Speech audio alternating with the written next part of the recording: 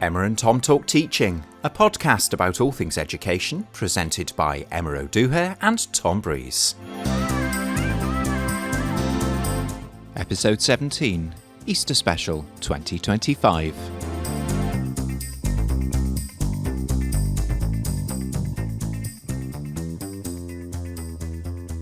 Hello everyone and welcome back to Emma and Tom Talk Teaching. You have landed on another light Easter special episode where we bring you 3 light offerings. All right.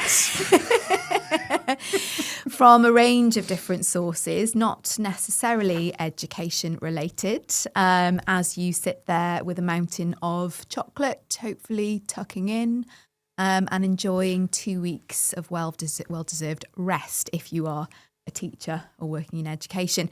So, Tom, are you going to hit me with your hardest piece first? Well, I can do. We started recording without deciding who was going to go first. So does that mean you've got some absolutely belting thing to end the episode with? Well, do you? Not hugely. Oh, you're seeing behind the curtain, or hearing behind the curtain now, listeners. I don't mind. I don't mind going first. I can go first. You think I've got something horrible, don't you, for the first one, and you want to get the pain over with. All right, I'll go first. Go on. Right, so I have got 3 things. They are fairly varied. Only the first one would be the sort of thing that would make you twitch, Emma. So we'll get it over and done with. Thank you. I have been kind of interested, as have many people, I suspect, over the last 6 months or so, by this narrative that has taken hold about the sort of the backlash against woke, the backlash against progressivism and the left, the fact that, you know, the Democrats in America got absolutely slaughtered is one narrative. I mean, you can argue over whether they did or not, but certainly there is a sense that there was a bit of a turning of the tide internationally against the so-called woke, and I was sort of interested as to whether that was actually truly a thing or whether that was history being written by the victors, whether actually it wasn't that you know, people were so woke and that was why the left got destroyed, all that kind of thing. But I've just brought something interesting in today, which is from a think tank called More in Common. And the idea of More in Common is that they have divided the UK population into these demographic segments, and they're trying to encourage them to talk to each other a little bit more. They're trying to fight against polarisation. But in this recent report by their boss, or their bosses, Ed Hodgson and Luke Trill, they chose instead to focus on one group of their 7 segments. So they have their segments. They're called progressive activists, civic pragmatists, disengaged battlers, established liberals, loyal nationals, disengaged traditionalists, and backbone conservatives. Wow, that's a list. We don't need to go into painful amounts of detail about what all of those people are like. But rather than concentrating on trying to bring these different groups together, for a change, they decided to have what we probably shouldn't call a deep dive into the people of the moment, progressive activists. Okay. And found out a few interesting things about them. So if you want to go and find the report, it's on the More in Common website, and it is called Progressive Activists. And they are proposing 1 or 2 things about them, which maybe they might want to have a look at. So they've got the foreword in their report, which sort of talks about the Trump election victory. Commentators have speculated it marked a deeper and more universal turn against progressive politics across Western democracies. And so this is why they decided to dig into these people. So first of all, who are these people? These progressive activists. They make up 8 to 10% of the UK population, younger than average, more likely to be graduates, highly represented in charity and public sector, not defined by demographics, but they are generally the youngest, with an average age of 41, although 30% are older than 50, more likely to have spent time in higher education, 46% have degrees, 20% have postgraduate degrees, tend to have high incomes because they're highly educated, but because they're younger, they're less likely to own a home and they're more likely to have student debt. And so while they're educated and they're relatively high income, they are younger and are less likely to be homeowners, to have large amounts of student debt. So that kind of paints a picture. And I suppose as education people, we are public sector people. We work in a world where people do tend to be educated at a reasonably high level.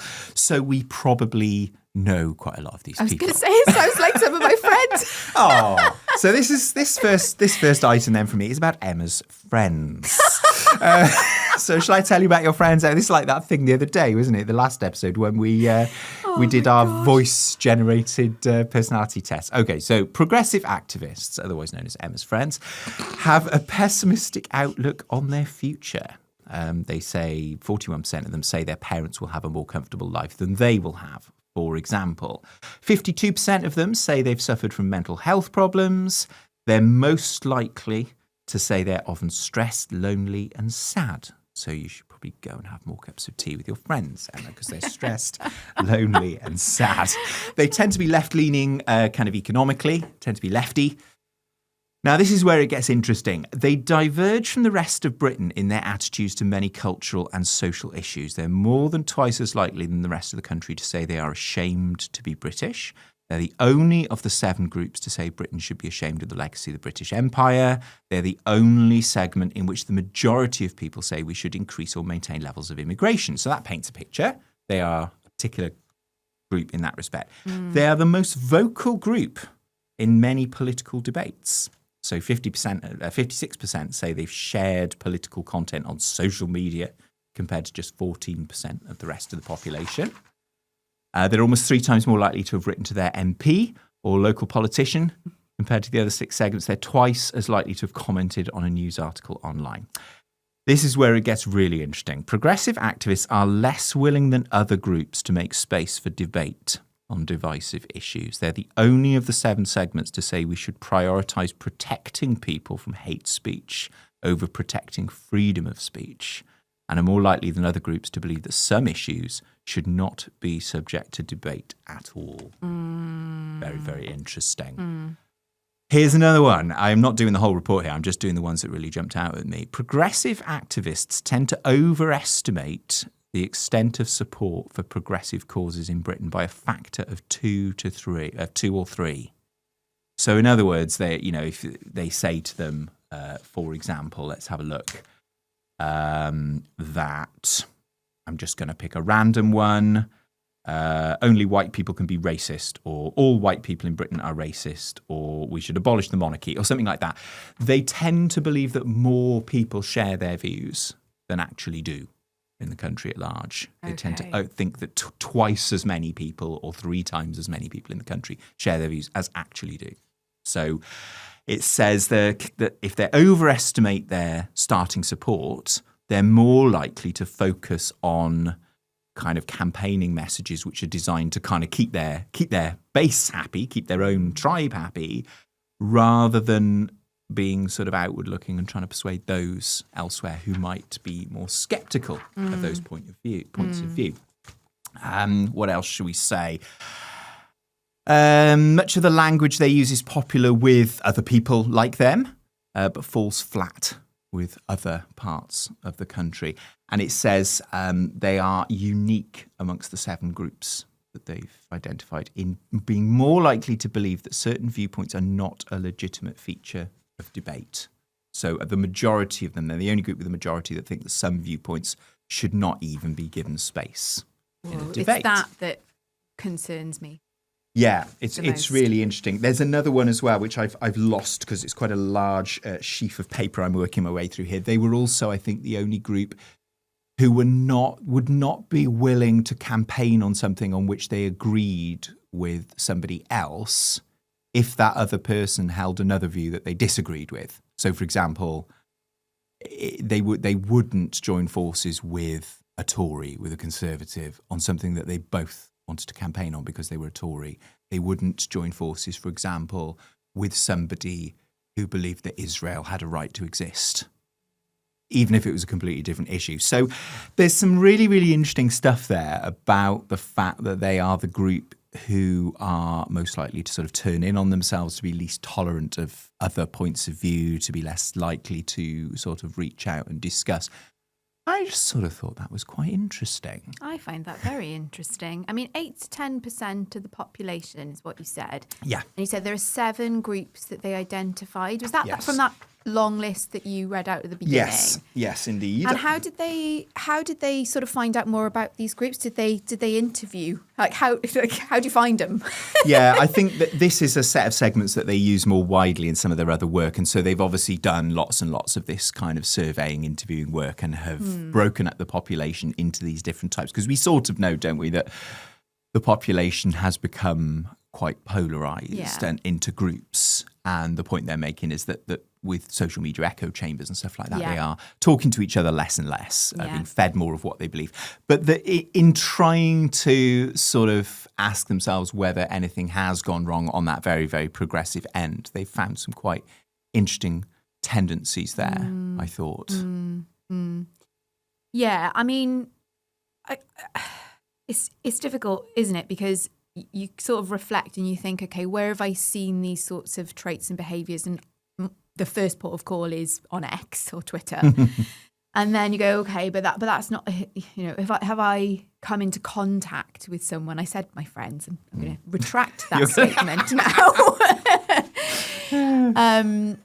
But, it's causing me to reflect on, some of the institutions I think we've talked about in the past, some of the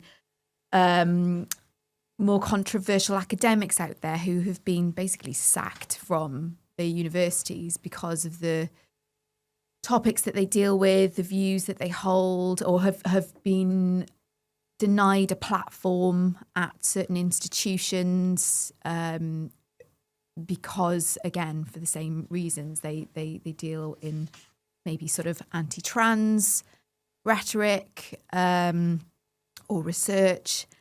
And that worries me. I think I've spoken on this podcast about this before. It's sort of the extreme end of the continuum, and that unwillingness to even be in the same arena as somebody else, to stand up on a similar issue but with someone who has a different opinion is a real concern.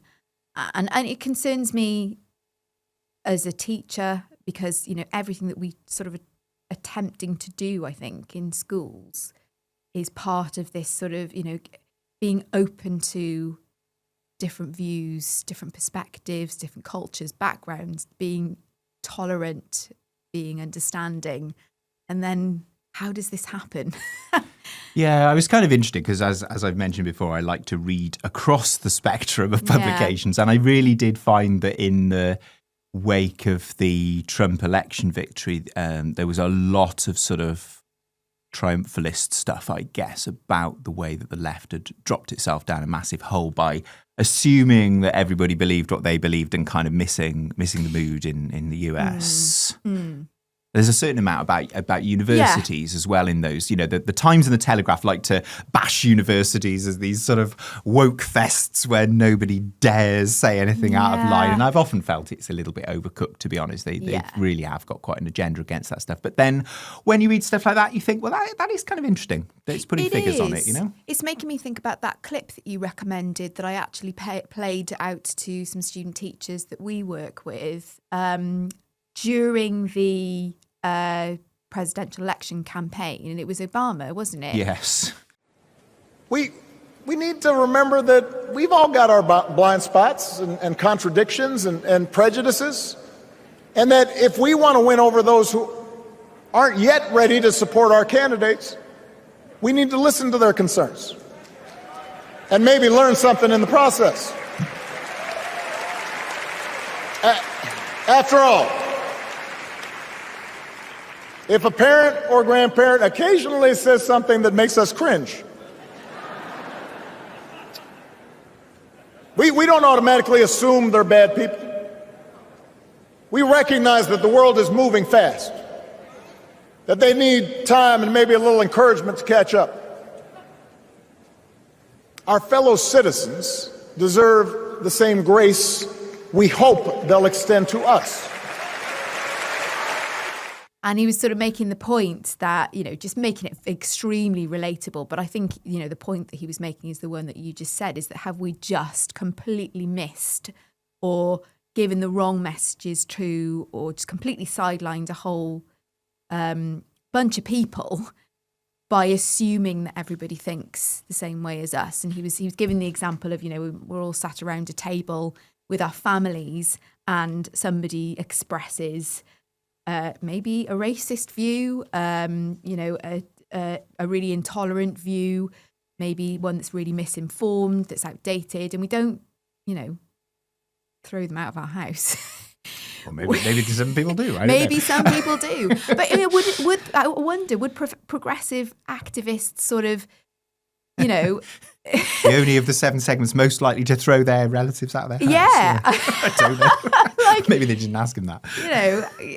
How are they operating in normal life, as a progressive activist? Yeah. Well, I mean, at the risk of stretching this particular one of our 6 items way beyond breaking point, I think my interest in this, I think I've told you this before, my interest in this was sparked originally in the aftermath of Brexit. And I happened to be sitting in a Wetherspoons pub having my lunch prior to a very long, boring meeting I needed to do for work, and reading, casually flicking through the Wetherspoons magazine because there was nothing else to read in there, and thinking, oh, crikey, he puts all his Brexit, his pro-Brexit views here in this magazine. Oh, well, fair enough, he owns this pub. And then you actually look on Twitter or X or whatever it's called, the flaming hellscape that is X, and you search for the word Wetherspoons. And you do get a lot of pro-Remain people being extremely rude about the sort of people who go into Wetherspoons and suggesting, all sorts of really unpleasant things about them. And that was when I thought, this is interesting. Maybe this is why they did not win. I think this is why I find some of these things that you bring to the table challenging, in that there's no easy answer or response to this. It's just sort of it's quite interesting. Where is it playing out? How does it affect you as an individual and what you do? I always come back to education and think, okay, so what does this mean for us? But I struggle to sort of formulate my opinion on some of these things at times because they're quite complex, aren't they? Oh, they certainly are. But that is why I enjoy reading all the goodies. Yeah. Not just things that I would agree with. In fact, I think I probably spend more time reading people who I'm expecting not to agree with, because I tend to find it more fun. Anyway, you survived that one. Well done. I did. I don't know how that's going to come across in the episode, but I feel like our listeners are going to think, gosh, she's a numpty who doesn't know her own mind. No, not at all. It's good. You're not in an echo chamber. All right. I'm going to take us somewhere else now. Okay. Relief is palpable. This is my heaviest one, but it's not heavy in the sense that it's going to make you squirm or not know what to say. It's heavy in that it's education related, and it's going to bring us back into the classroom. And it comes from the Education Endowment Foundation blog. And the question that is the title of this blog is, what does the evidence base tell us about effective oral language practices, maximising the impact of oral language approaches? And this is written by their content specialist on literacy, Chloe Butlin. I, just as a bit of a preamble, have always had a little bit of concern and a bit of a bee in my bonnet about oral language practice, oracy, whatever you want to call it. And it's really big now in the world of education. And it's something that expressive arts subjects, particularly those which deal with art forms that are quite ephemeral, that, and classroom practice, which is sort of less tangible, you're not going to see lots of writing and evidence of understanding come through in writing. And so, talk is really important, like music and drama. I've probably said it on this podcast before. My concern is that we can assume that we do this really well because pupils are talking and have to talk. And, with the rise of more evidence around oracy, we've looked at things like dialogic teaching on this podcast before. She references this in this blog. She's sort of gone some way towards articulating those issues and given some solutions about what we can do about it right now. Now, this was written in November of 2024, so it's a little bit, well, it's not massively dated, but we're now in April of 2025. So let's have a listen to what she had to say. So everybody's talking about talk. Whatever your role in school, no doubt you'll have noticed the rise in interest in oral language. Deemed by some as the next big thing and by others as a passing trend, the topic is also encumbered by debates over definitions and practice. There is a dizzying array of terms to describe aspects of oral language: talk, debate, dialogue, and oracy. These terms are accompanied by a huge breadth of practice that includes presentational talk, exploratory talk, paired or group work, literacy, and debate. There are some well-evidenced programmes, such as dialogic teaching. However, the evidence base for many of these practices that broadly and loosely enacted in the system are weak. The strongest evidence is consistently being found for the early years and literacy, namely reading comprehension and vocabulary instruction. Because oral language involves broad practices and unclear definitions, there are challenges and risks, including the danger of superficial and performative approaches. This means it's crucial to interrogate the evidence for specific practices rather than assume any practice focused on oral language will be impactful. As the Oracy Commission's recent report, We Need to Talk, reflects, we most definitely aren't wishing to trigger a flurry of oracy gimmicks or supposed quick fixes to be marketed to schools and colleges. Phew, thank goodness for that. One way of guarding against superficial approaches, which are likely to have little impact, is to examine the area of consensus that oral language approaches that emphasise the importance of spoken language and verbal interaction in the classroom, are important and can make the biggest difference for our most disadvantaged pupils, especially in early life. A focus on the evidence would show that oral language interventions can have a positive impact at all phases of education, but the impact is highest in the early years, +7 months, and higher in primary schools, +6 months, than in secondary, +5 months. Oral language approaches are based on the idea that comprehension and reading skills benefit from explicit discussion of either content or processes of learning, or both. They aim to support pupils' use of vocabulary, development of ideas, and spoken expression.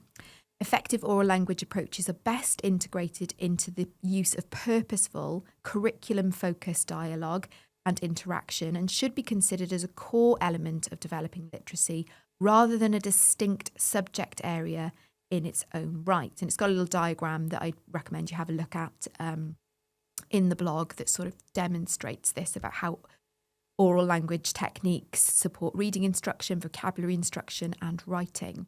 Maximising impact. The attention to detail needed to maximise the impact of oral language approaches underlines the need for sustained training and high-quality implementation to avoid lethal mutations, inconsistent delivery, or a tick-box compliance. For example, approaches which explicitly aim to develop spoken vocabulary work best when they're related to current content being studied in school. This needs to be delivered consistently and involve active and meaningful use of new vocabulary. So, is oral language the next big thing or a passing trend? Tethering oral language approaches to a tight set of integrated, well-evidenced practices, both in relation to literacy and the curriculum more widely, means that targeting talk can stand the test of time. So I'm really glad that somebody has written this, and obviously the Education Endowment Foundation are very interested in evidence-informed practice, and specifically those which have the biggest impact on the most disadvantaged young people. And I just felt reassured and interested in what they had to say. And obviously there's more to read there and delve into. And they give some recommendations, some resources at the end of that blog. For it, and it really caused me to reflect, and it's prompted me to sort of think about the sessions that I do with my drama student teachers in and around this, because as I said at the start, just because they're talking doesn't mean that they're developing, talk for learning. That is very timely because I was having a very similar conversation to that with a music teacher just yesterday. I was in a music department yesterday. Hallelujah. Doesn't happen as often as you might expect. And we were talking about the fact, we were talking about a lot of that stuff really, that they had a little bit of a coming together with their overlords about the fact that there wasn't much point-at-able evidence of literacy development. And of course, they were coming back saying, but we do high-quality oracy. Of course, it's the nature of both of our subjects that actually what you chuck out the door in the subject is ephemeral as well and quite hard to generate something point-at-able. And so I suppose we are kind of more comfortable with the idea that I suppose the oracy thing is also ephemeral, but some of the people who have kind of oversight of us are not always happy about that. But I'm really interested also in this other danger, which is that we just sort of blithely go, oh, well, it's happening, it's ephemeral. I'm not kind of capturing it into something point-at-able. But how do we still actually know what we're doing is any good? Yeah, and it can, for me, I think it sort of comes back to something that is very, very difficult in the arts, which is talking with confidence and knowledge and clarity and coherence about the effect of art, about the meaning that we're trying to convey with our art, about the techniques that we're using and the skills that we're implementing that express meaning or, content. That is incredibly difficult to support. And it just got me thinking, what would it sound like? What would the quality of talk be like in a classroom where there had been a lot of, really good evidence-informed input around using the right vocabulary and being able to sort of articulate yourself really well when devising or composing within a group? What would that sound like? And what would the practices be like? I've seen some really good practice around when you're doing script work and, pre-teaching some of the really important vocabulary. It's going to help them hook into the content of that script. So there are all kinds of things. But what was quite nice was that this kind of came out and pointed to some of the stuff that does have a decent evidence base behind it in terms of practice. And then, points us in some directions and gets us thinking about, avoiding those gimmicks and those point-at-able things. I just think we need more discussion as arts teachers around this. Yeah, and as I suppose anybody that does oracy, in a way, as arts teachers, I think we've probably gone round and round the houses about how do we assess something so ephemeral and so difficult to nail down. And this is in a very, very similar place, isn't it? And so actually, we can probably have some interesting discussions with people from other subjects elsewhere. I'm just, really taken with the fact that defines these two almost equal and opposite dangers. That firstly, you kind of create point-at-able nonsense, or that you become so complacent in refusing to generate point-at-able nonsense that you assume that what you're creating is high quality. I was sort of briefly kind of mildly happy, I suppose, to hear that England made a big thing about oracy, didn't they, quite recently? But then because it was England, I did just sort of think, and maybe this is my awful kind of biases coming through here, I was thinking, they'll definitely manage to kill the spirit of that and turn it into something dreadful. What was it, a lethal mutation? A lethal mutation. A point-at-able gimmick. Yeah. They'll definitely manage to do that. I thought, I don't know, the jury's out. We'll see if they manage it because, of course, it is something that does need a bit of work, I think, but it's not easy work. Not at all. Okay, so that was my... Right, that's your heavy one. My heavy one. Some green vegetables for the listeners. Right. Okay, well, this middle one from me, just proving that I do read across the whole piece of print journalism, because this one's from the Telegraph. Oh, okay. Over on the right for anybody who is not from the UK. But it reminds me of our good old well-being slot. Do you remember that? We had to bin that off after a season, didn't we? We used to have a well-being slot. Yes. But every now and again, we take a little well-being moment. This one I liked because, yes, it's probably got quite a lot of the old well-worn well-being tips, but it's also got a little passing mention of AI.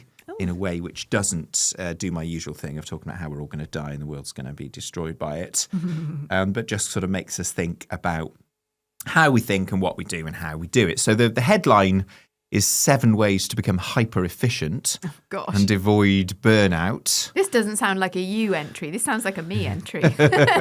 I don't know. We all need to be more hyper efficient and try and avoid burnout in higher ed at the moment. So here's a good one for us. This is some work by Dr. Mithu Storoni. I probably butchered that pronunciation, so apologies to Dr. Storoni for that. From University of Cambridge, talking about being hyper efficient. And there were a number of things that grabbed me on it. We're not going to read the whole article. I'm just going to pull out the bits that grabbed me like I normally do. It makes the point about AI. It makes the point about the fact that technology has not done that thing that I think we all naively hoped it would back in the day, which was that we would all, be people of leisure while technology did all the hard work. Whereas actually we're all just zooming around faster and faster like hamsters in wheels. And they're making the point that in AI can do, 1,000 times as much stuff as we can do. It's very, very quick. And old Dr. Storoni says, in this new era, for humans to have a place, they need to be able to do something different. And that means qualitatively good work, coming up with creative solutions. AI might be able to produce 1 million mediocre ideas. Definitely having marked assignments. I would agree with that. 1 million mediocre ideas, but that is nothing compared to one world-changing idea that the human mind can produce. So they're kind of arguing that we need to sort of get away from quantity because the quantity ship has sailed and get back to a focus on quality. And in trying to kind of work out how we do that, they have suggested that we need to think about which gear our brain is working in at the time. And is this thinking fast and slow? Is it? I don't know. I don't know about thinking fast and slow. You can tell me if it is. The idea that there are 3 gears to your brain. How many gears does your brain feel like it's got at this end of the term, Emma? Mine's got about 1 and it's reverse, I think. But apparently gear 1 is a slow, floaty, daydreamy state. Right. So yeah, do we all know those people stuck in first gear? But yes, a slow, floaty, daydreamy state. Yeah, really nice. Gear 2 is a state in which it's able to do complex work and analyse problems. And gear 3 is a super fast state where the brain can react quickly, but where it's unable to unravel complex problems. So I suppose we can perhaps recognise that in our own work. I don't find myself in a dreamy state very often, but I think we do sometimes get in that old hamster wheel thing where we're banging stuff out, but we're not necessarily thinking deeply. I think they're suggesting that's the one that maybe AI will have an edge on us on. It also sounds a bit like that analogy that they use in thinking about getting pupils in the right flow, is cognitive it? space. No, it's comfort zone. Oh, yes. Struggle zone and panic zone. So when they get into the panic zone, you've pitched it too high. When you've got it in the struggle zone, you're in that healthy, thinking hard, thinking deeply, but, nothing's coming too easy, nothing's crippling you because it's so hard.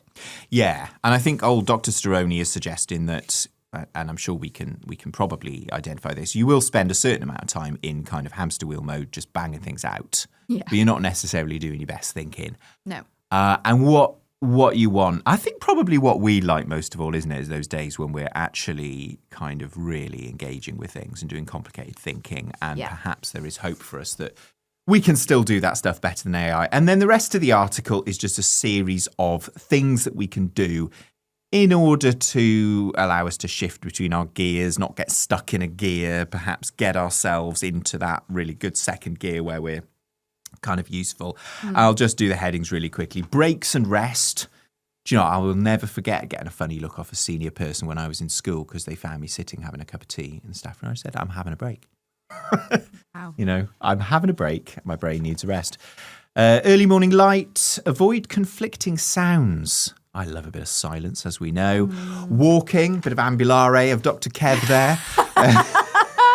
Did a bit of that yesterday myself. Yeah. It does work. Reset your body's temperature. Apparently Dr. Storoni's a fan of yoga in a heated room.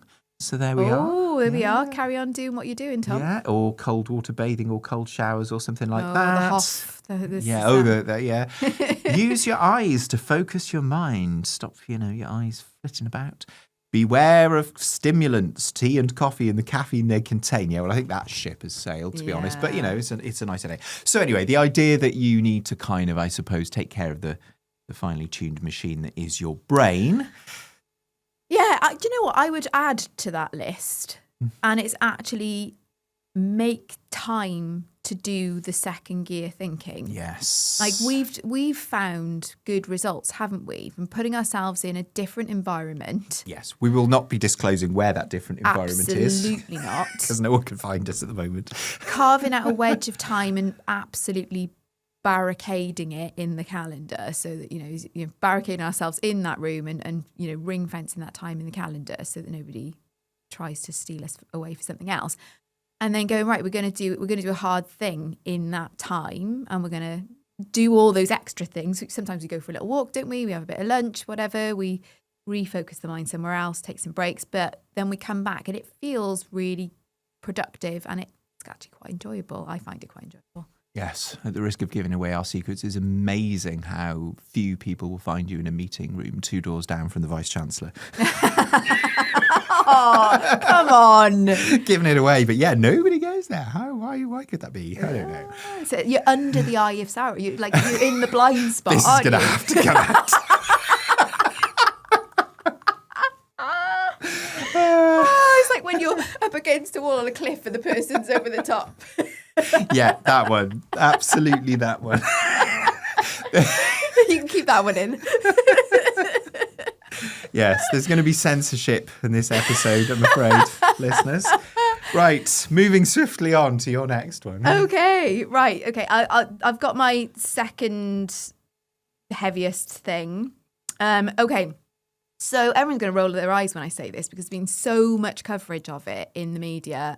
Adolescence, Netflix, drama. And as usual, I'm the last person in the world that hasn't seen it. Well, my husband hasn't seen it either, so you're not alone. But there has been an awful lot. I'm sure you haven't escaped. I haven't missed the news coverage. The news coverage, yes. Every outlet, every bit of, every platform. It feels like the world is talking about Adolescence, which is a drama on Netflix written by Jack Thorne and Stephen Graham. Stephen Graham also acts in it. And the article that I'm going to read is going to give some of the sort of contextual details if you're not aware of the story, the characters, the situation.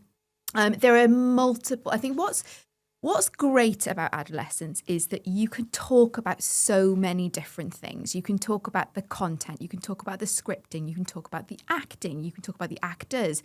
You can talk about the fact that it is done via sort of a one-shot camera technique in that every episode is captured in one shot and therefore one take. Obviously, they did multiple takes. Sometimes they had to use their 13th take because if something goes wrong, then you have to go all the way back to the start, bearing in mind each episode is about an hour long. You could talk about, the technical feats that they had to achieve in order to make that happen. Bearing in mind that one of the episodes takes place in a very busy school environment, and this is the article that I'm going to talk about in a moment. So lots of different things. It's not been without its critics and criticism.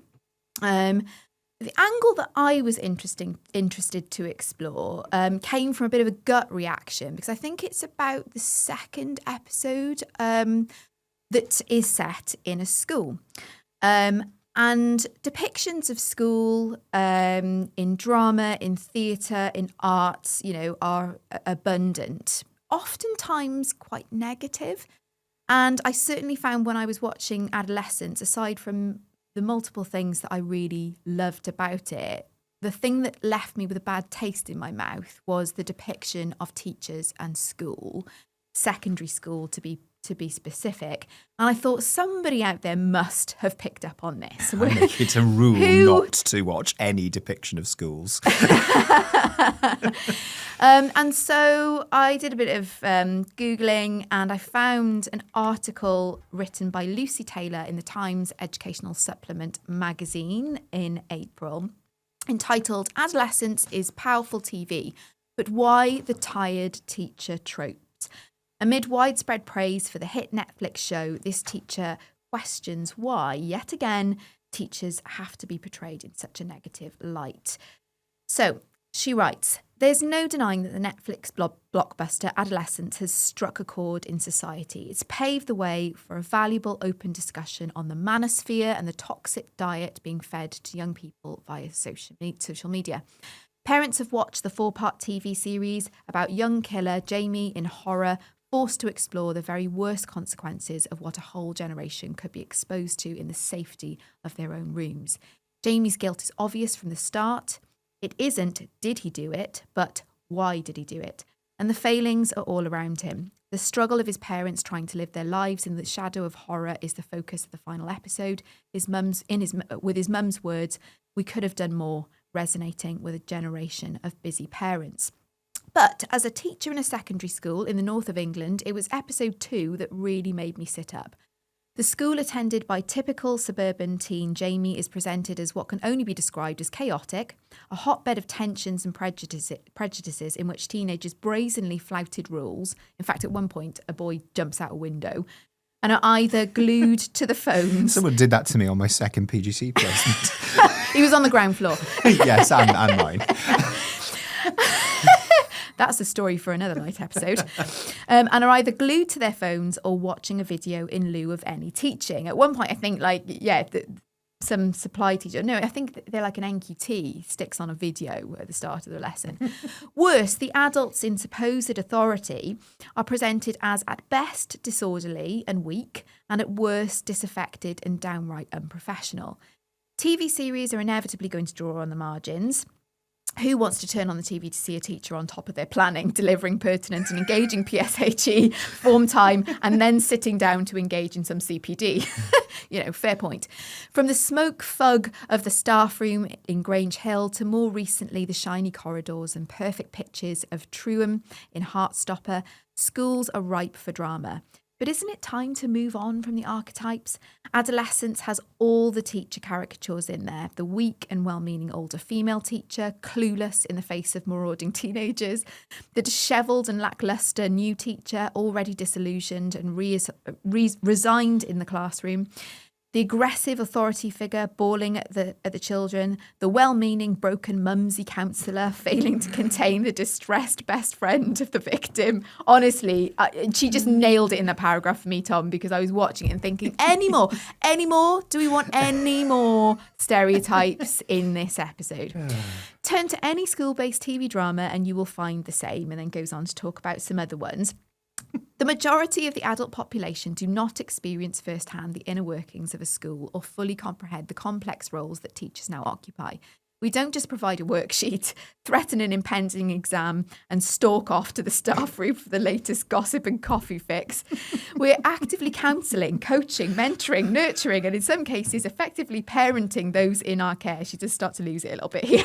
Yes. This requires skill, adaptation, and above all, professionalism. I'm clearly preaching to the choir. She's preaching to the choir. This is the TES magazine, for goodness sake.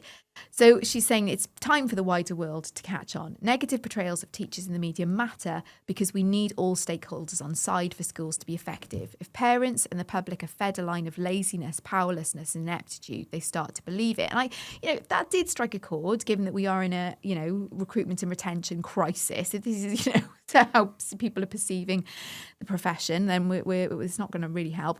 The well-oiled news machine has been quick to pick up on the proposed changes to the curriculum to ensure that ideas of toxic masculinity are challenged and eradicated. But once again, this seems to be presented as a new thought, as though schools weren't doing this anyway. Fair point.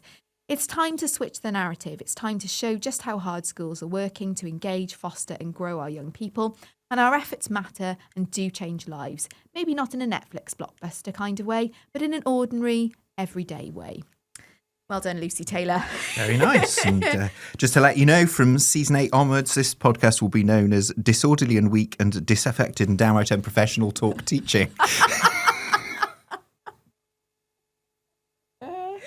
It's a snappy title. It's a very snappy title. But honestly, I was really enjoying it. Then I watched that and I thought, oh, come on. I was sat there with my parents and they were just sort of absorbing. I turned to them and I was like, this is not what happens. This is not true. I never, ever ever, well, I mean, I don't watch much TV as it is, but I never watch programmes set in schools. That way lies rage or insanity, to be honest. This is true. But this was kind of snuck in amongst, 3 other episodes that, focus on different things. So, yeah, I took umbrage and I wanted to check that someone else out there was doing the same. So thank you very much, Lucy. Quite right. Quite right, you should. Very nice. Very good. Right, we're on to our last one now. Slightly connected to the last one. It's from National Public Radio in the USA, and it draws on a journal article. Can't remember which journal it was. One of the Cambridge University Press ones by a food culture historian called Martin Bruegel, and it's about lunch breaks.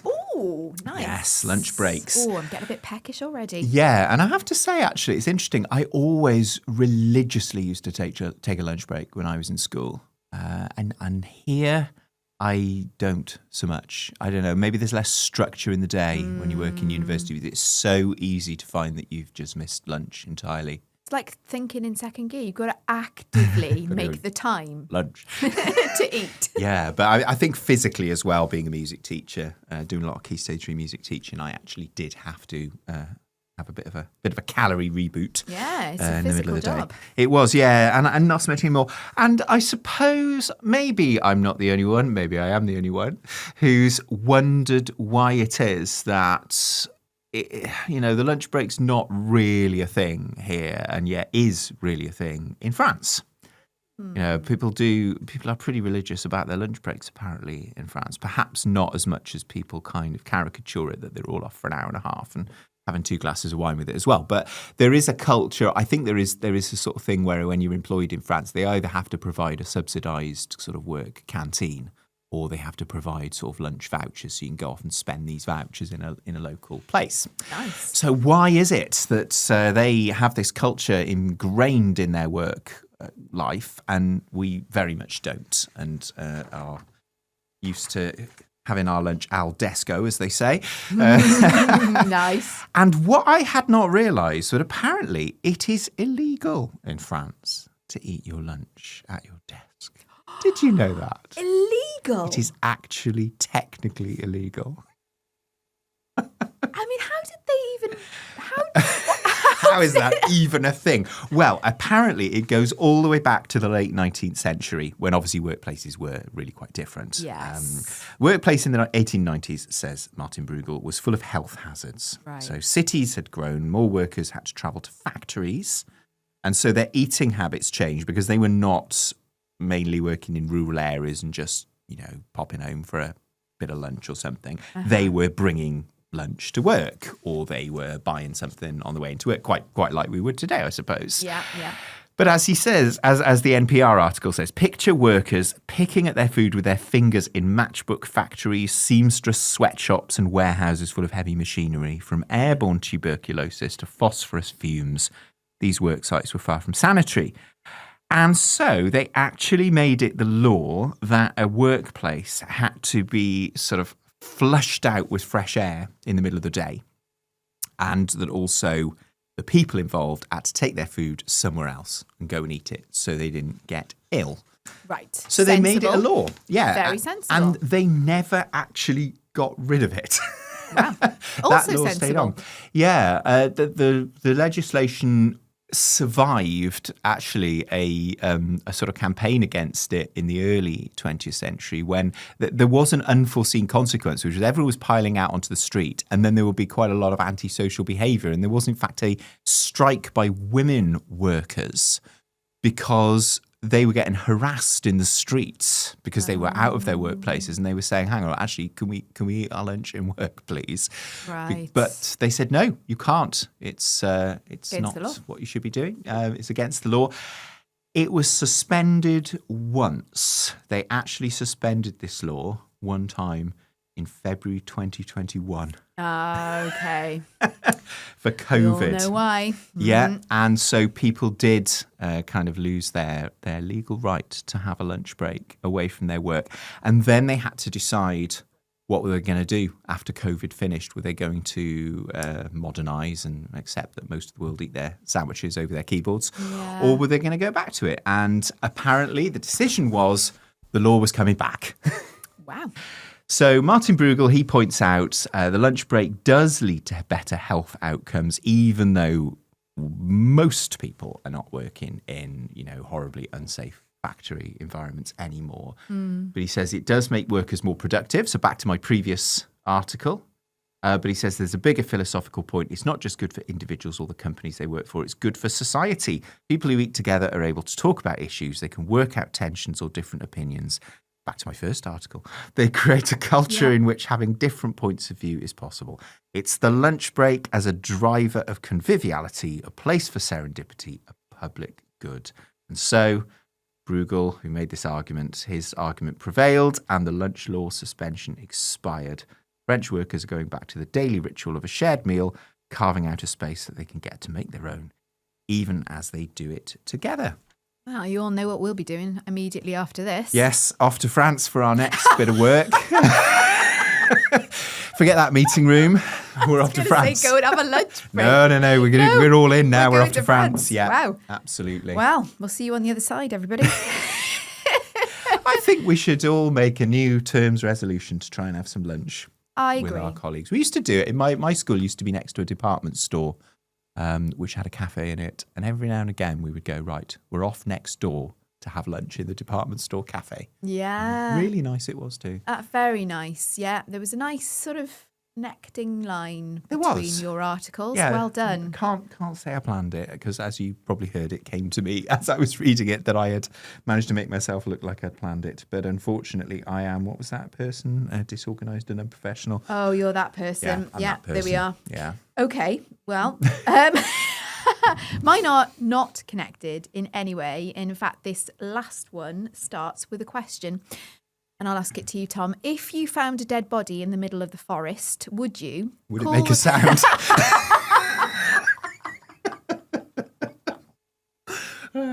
Would I make a sound? Oh, gosh. Okay, start again. If you found a dead body in the middle of the forest, would you call the police or would you live stream it? Would I live stream it? Goodness me. I thought it was going to be a harder question that. Yet no, I wouldn't live stream it, listeners. Well, one of the main characters in one of my best friends, Becky C. Brynolf's debut crime fiction novel has someone who does just that.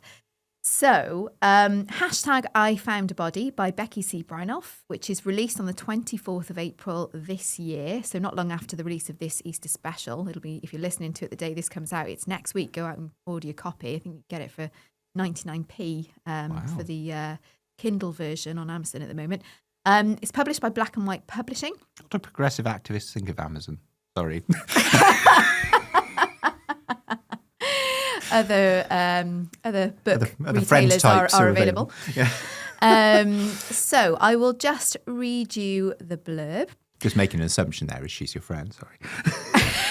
Who, Becky? Yes. You know she's probably my a friend. progressive activist. Oh, okay. Becky, please don't come for me after this episode. I'm doing you a favour here.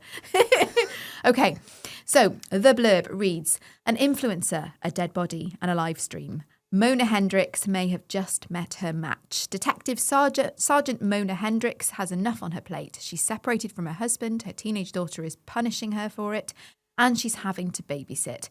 When her daughter's favourite influencer, Kylie May, finds a dead body and broadcasts it to the world, Mona is thrown into a very public murder investigation. What ensues are two dueling investigations between a seasoned detective and an ambitious influencer, one using good old-fashioned police work and the other using sensational tactics to keep spotlight on the case and on herself. 9 years later, Mona is estranged from her daughter, relying on a cane to walk and bitter towards Kylie, whilst the murder remains unsolved.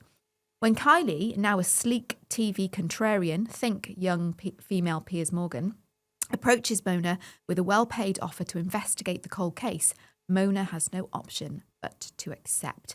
Now, just a bit about one of my best friends, Becky C. Brynolf. She has worked in social media for a long time, has been a crime fiction fan for much longer, and after 10 years in London, she relocated to her childhood home of Scotland with her husband, baby, and mad border collie. Becky hopes to do justice to Scotland's rich tradition of crime writers. I Found a Body, hashtag I Found a Body, is Becky's first novel. Go buy it. You won't be disappointed. Very nice. Let's hope her second one's not set in a school, eh? Well, she trained with me, so that's true. She'll have a lot of knowledge and can do it. experience. Hey, Beck, if that's not book number 2's setting, then maybe you want to think about that accurate first. portrayal of a school. Yes. There you go. I found a CPD folder. You can have that title for free, Becky. Oh, brilliant. So those are my offerings. Very good. Well, there we go. 6 lovely things to, I don't know, enrich or make stranger your Easter break. I've found your Times Ed article about teachers here. I'm just wondering which adjectives to apply to us on the sign off to this episode. Oh gosh, well, definitely frazzled is one for me right now. Do you want to be self-centered and incapable, or predatory and deviant? I'll get back to you on that. Okay. Right, there we go. Well, we will be back with something a bit more sane in 2 weeks' time. And in the meantime, have a lovely holiday. Enjoy.